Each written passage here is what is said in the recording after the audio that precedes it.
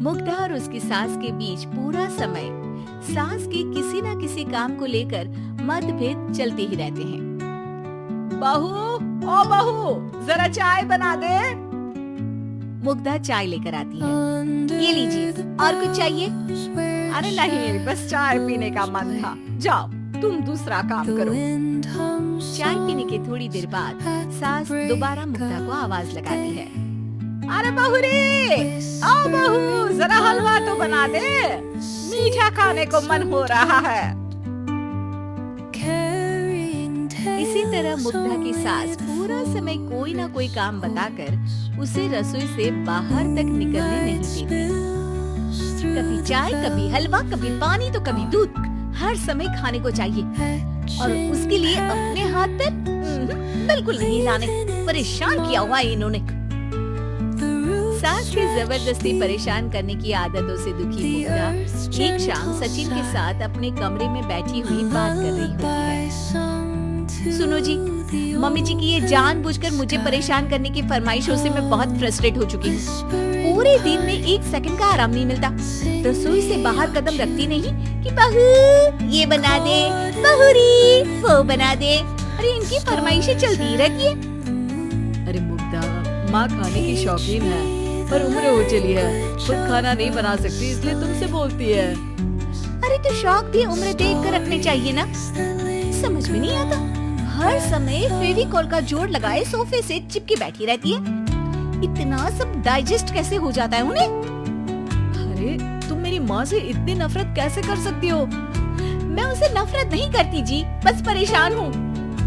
जहाँ मुग्धा अपने पति से ये सब बोल रही होती है, वहीं उसकी सास भी कमरे के बाहर दरवाजे से कान लगाए सारी बातें सुन रही होती है और अगली दोपहर रसोई में मुग्धा के पास जाती है।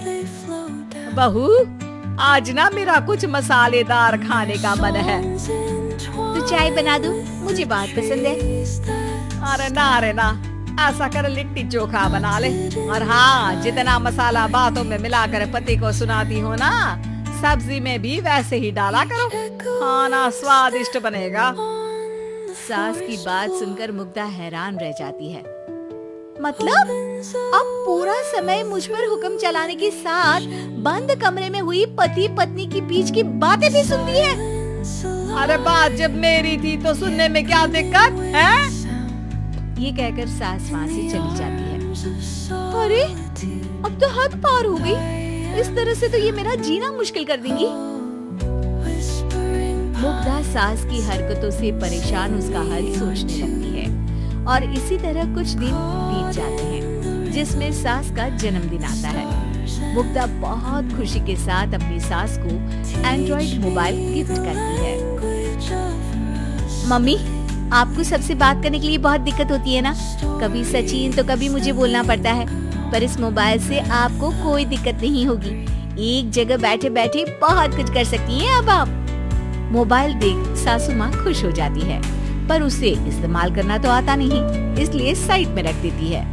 जिसे देख मुग्धा घर का सारा काम छोड़ मोबाइल सेट कर सास को इस्तेमाल करना सिखाने लगती है, जिसके बाद अब सास पूरा समय मोबाइल में ही लगी रहती है।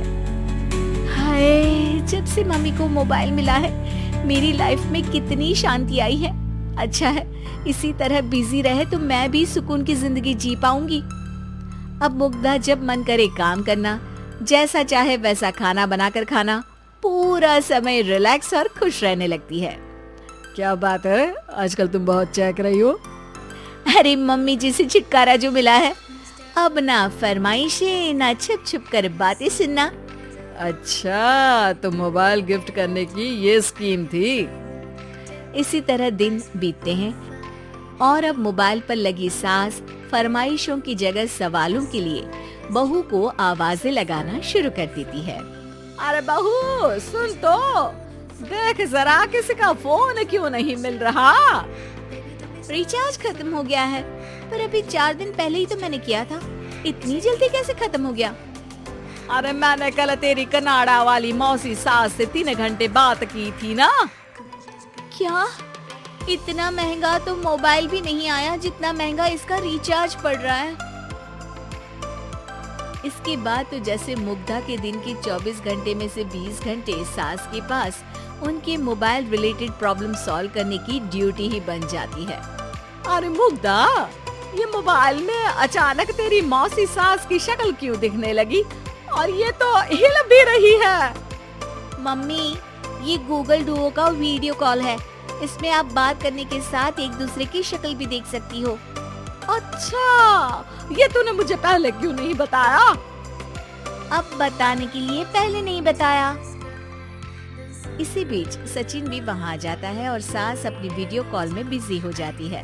क्यों, सास बहू में क्या गपशप चल रही है?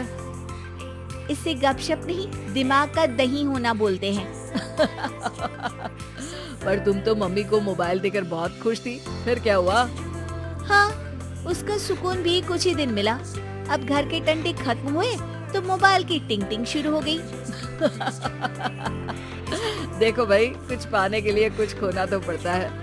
आखिर तुमने मोबाइल अपने फायदे के लिए ही तो दिया है, तो फिर सवालों के जवाब भी देने पड़ेंगे, क्योंकि जब तक उनके हाथ में ये फुंथरू रहेगा, तुम्हारी लाइफ में प्राइवेसी और सुकून रहेंगे।